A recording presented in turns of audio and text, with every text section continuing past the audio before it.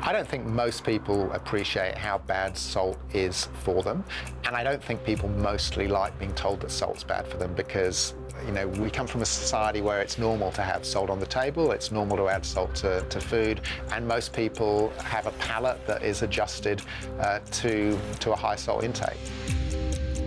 The problem with salt is the sodium in salt. So salt is made up of sodium and chloride, and what sodium does is progressively pushes up your blood pressure throughout your life, and that greatly increases your risk of getting strokes, heart attacks, and kidney disease. We did a really big study because we wanted to try and prove once and for all what the benefits of reducing the amount of salt you eat might be. And the way we did it is we got 21,000 people over 5 years, and we gave half of them just regular salt as usual, and the other half we gave what's called a salt substitute. And a salt substitute is a product which takes some of the sodium chloride out and replaces it with potassium chloride. And the benefit of that is that, one, you're eating less sodium, so your blood pressure doesn't go up as much, but you're also eating more potassium, and potassium is the stuff that's in fruits and vegetables. It's good for you, and it actually also lowers your blood pressure a bit.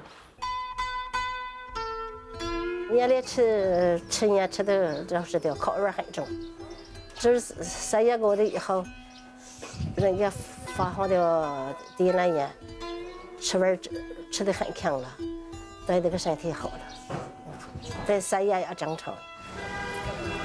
We did it in China, not because we thought it would only work in China, but because it was a good place to do the experiment. If you want to test whether changing the amount of salt people eat actually affects their health, you've actually got to be able to change the amount of salt they eat. And in Australia, salt comes in hundreds and hundreds of different packaged foods, and it's just not feasible to do this sort of study. In rural China, where we did the project, almost all of the salt that people eat is salt that they add at home when they're cooking. So it's very easy for us just to go and say, look, instead of using that salt, use this salt. People are often surprised in Australia to hear that the main source of salt in the diet is actually bread. And that's not because bread's super salty, but it's because people tend to eat quite a bit of bread. Other sources of salt people don't expect are breakfast cereals.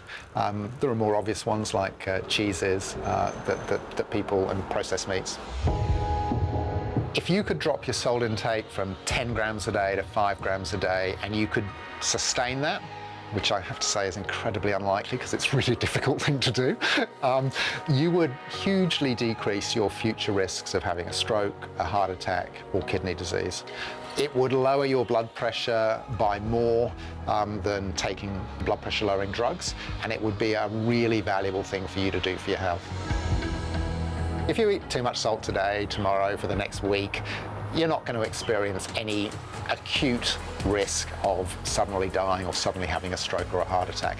The problem with salt is that the effects accumulate over months and years, and when you get into middle and older age, you have greatly increased risks of the most common causes of death in Australia.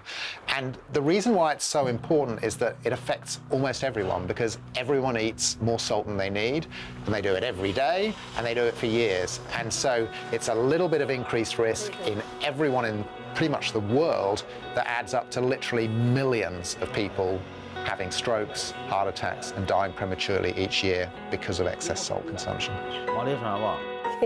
生活改变的身体好啊，3月也正常了，今天看到了3月很正常。We did the study because we thought that reducing salt intake would decrease the risks of stroke, heart attack, premature death, and we showed all of those things very convincingly.